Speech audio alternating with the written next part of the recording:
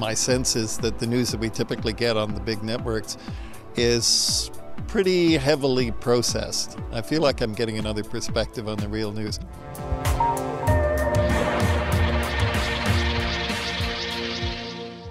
The Colombian government declared a state of emergency in response to widespread unrest after the collapse of pyramid money schemes last week. Ha decretado, como les dije, la emergencia social con el fin de impedir que las personas jurídicas y naturales continúen desarrollando estas actividades no autorizadas y para tomar posesión de los bienes y recursos que éstas tengan y proceder a devolverla a las personas los dineros que entregaron en la cuantía que resulte posible según el monto recuperado y de acuerdo con los criterios de distribución. Thousands of Colombians, many of them poor and without bank accounts, had invested with unlicensed companies that offered monthly returns as high as 150%.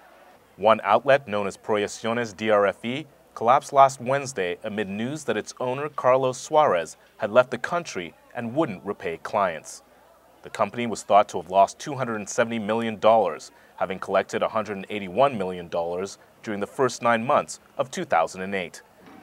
Furious investors stormed and looted local branches in rioting that left 13 towns under police curfew and 2 men dead.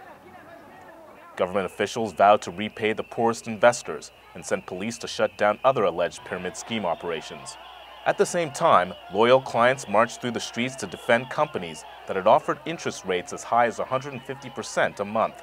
One such company is DMG. Estamos marchando hoy por una causa que es el DMG, una empresa que le da de comer al pobre, lo que el gobierno no ha hecho en mucho tiempo. Y los bancos lo único que hacen es quitarnos los intereses, la poca plata que nos ganamos. En cambio el DMG nos ha dado de comer. ¡Viva el DMG! 4 emergency decrees were issued on Monday, setting out new procedures to intervene in financial firms operating without authority and the ability to seize their funds. The decrees also aim to ease the return of funds to depositors. Este nuevo delito, que consiste en no devolverle la totalidad del dinero a los ahorradores, sería un delito también con una sanción severa para que no sea excarcelable. Y estamos estudiando para esa legislación de emergencia una norma que permita devolver estos dineros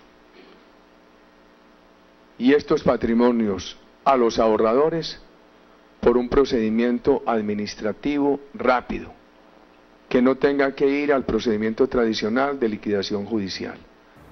So far, the government has seized $42 million in cash and arrested 52 employees of Proyecciones DRFE.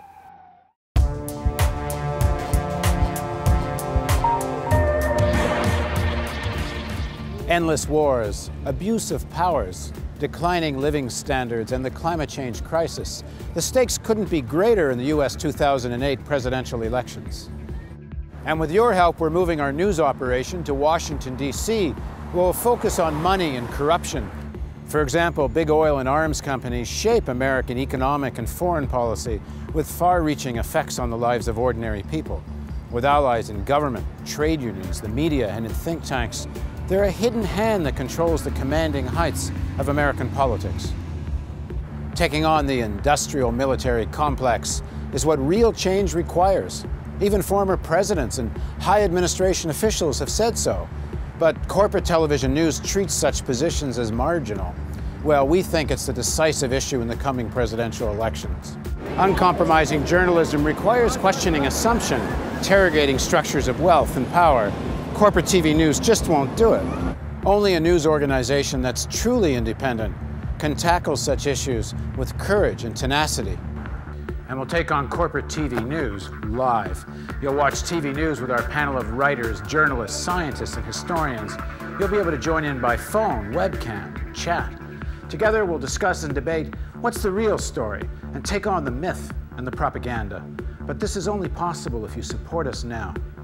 We need to prove that a viewer-funded model works. So if you want the real news, we need you now. Please click on the donate button and give generously. Now's the time to decide if you want the real news to thrive. Your tax-deductible donation makes it possible. Please contribute at therealnews.com.